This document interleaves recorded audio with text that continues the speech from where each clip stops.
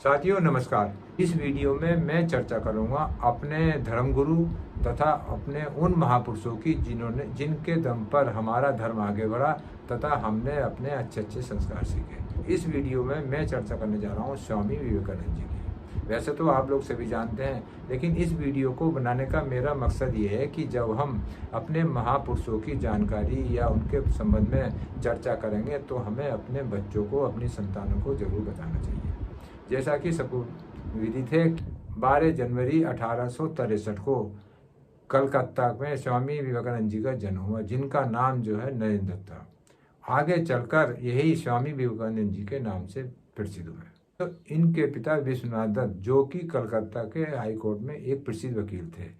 1884 उनके निधन के बाद इनके परिवार की स्थिति खराब होती चली गई और हालात यहाँ तक पहुँचे कि एक वक्त का खाना भी जो है मिलना मुश्किल हो गया। इनकी माता भुवनेश्वर देवी एक गृहिणी थी तथा शिव भक्त थी। और मैं आगे इसमें चर्चा करूँगा अमेरिका के शिकागो शहर में स्वामी विवेकानंद जी का दिया गया भाषण। साथियों, अमेरिका के शिकागो शहर में 1893 में एक धर्म संसद सभा में स्वामी जी को बुलाया गया, आमंत्रित किया गया। पहले तो वहाँ के कुछ लोगों ने इस बात का प्रयास करा कि स्वामी जी को बोलने का वक्त ही नहीं दिया जाए, लेकिन एक अमेरिकी प्रोफेसर के प्रयास के द्वारा इन्हें बोलने का मौका दिया गया। और जब बोलने पर स्वामी जी के प्रथम 3 शब्द, मेरे अमेरिकी बहन भाइयों, धर्म सभा में कम से कम लगभग 3 मिनट तक गूंजते रहे और तालियों की गड़गड़ाहट 3 मिनट तक गूंजती रही। अमेरिकी बहनों और भाइयों,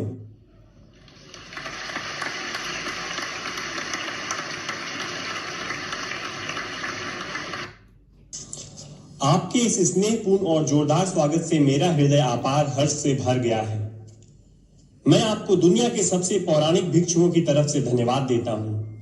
मैं आपको सभी धर्मों की जननी की तरफ से धन्यवाद देता हूं और मैं आपको सभी जाति संप्रदाय के लाखों करोड़ों हिंदुओं की तरफ से धन्यवाद देता हूं।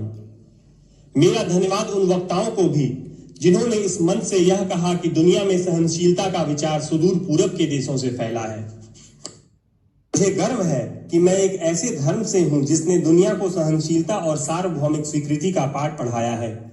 हम सिर्फ सार्वभौमिक सहनशीलता में ही विश्वास नहीं रखते, बल्कि हम विश्व के सभी धर्मों को सत्य के रूप में स्वीकार करते हैं। मुझे गर्व है कि मैं एक ऐसे देश से हूं जिसने इस धरती के सभी देशों के सताए गए लोगों को शरण दी है। मुझे यह बताते हुए गर्व हो रहा है कि हमने अपने हृदय में उन इजरायलियों की शुद्धतम स्मृतियां बचा कर रखी हैं, जिनके मंदिरों को रोमनों ने तोड़ कर खंडहर बना दिया और तब उन्होंने दक्षिण भारत में शरण ली। मुझे इस बात का गर्व है कि मैं एक ऐसे धर्म से हूं जिसने महान पारसी देश के अवशेषों को शरण दी और अभी भी उन्हें बढ़ावा दे रहा है। भाइयों, मैं आपको एक श्लोक की कुछ पंक्तियां सुनाना चाहूंगा, जिसे मैंने बचपन से स्मरण किया और दोहराया है और जो रोज करोड़ों व्यक्तियों द्वारा हर दिन दोहराया जाता है। जिस तरह विभिन्न धाराओं की उत्पत्ति विभिन्न स्रोतों से होती है, उसी प्रकार मनुष्य अपनी इच्छा के अनुरूप अलग अलग मार्ग चुनता है। वो देखने में भले सीधे साधे या टेढ़े मेढ़े लगे, पर सभी भगवान तक ही जाते हैं। वर्तमान सम्मेलन, जो कि आज तक की सबसे पवित्र सभाओं में से है, स्वयं में गीता में बताए गए एक सिद्धांत का प्रमाण है।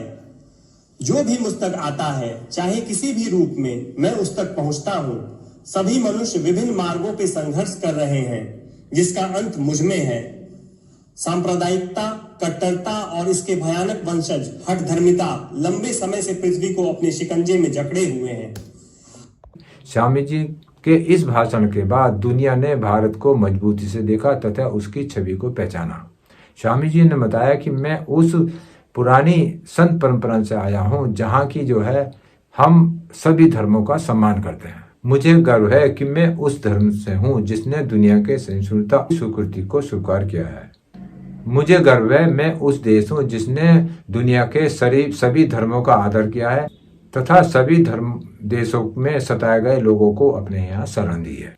इजराइल के धर्म स्थलों को रोमन के हमलावरों ने तहस नहस कर दिया। वह यादें हमने अपने में सजाए रखी हैं तथा उनको दक्षिण भारत में शरण लिया के यहाँ। मुझे गर्व है कि मैं उस धर्म से हूँ जिसने पारसी धर्म के लोगों को अपने शहर अपने देश में शरण दी तथा जो कि हम अभी तक देते आ रहे हैं। अलग अलग जगहों से निकली हुई नदियां अलग अलग रास्तों से चलकर समुद्र में एक दिन मिल जाती हैं। ठीक उसी प्रकार मनुष्य अलग अलग रास्ते अपनाता है, अलग अलग रास्तों से चलकर आता है तथा आखिर में आकर ईश्वर में ही ईश्वर को प्राप्त करता है। जो भी मुझ तक आता है, चाहे कोई कैसा भी हो, मैं उसे अक्सर अपनाता हूँ। जो भी मुझ तक आता है, चाहे वो कैसे भी रास्ते अपनाता है, लेकिन आखिरी अंत में आकर मुझसे मिल ही जाता है। सांप्रदायिकता, कट्टरपंथा तथा हिंसा से परिपूर्ण वंशजों ने हमारे इस धरती को खून से लाल किया है तथा इस धरती को जो है हिंसात्मक बनाया है।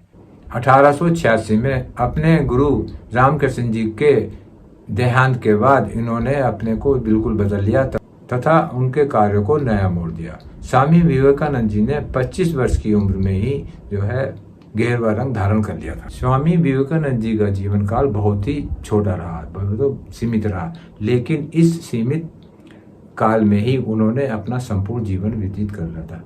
मात्र 39 वर्ष की उम्र में ही 4 जुलाई 1902 को उनका देहांत हो गया।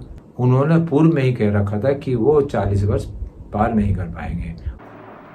12 जनवरी को स्वामी विवेकानंद जी के जन्मदिन को राष्ट्रीय युवा दिवस के रूप में मनाया जाता है। ठीक इसी प्रकार साल 2024 में 12 जनवरी को स्वामी विवेकानंद जी की जयंती को मनाया गया।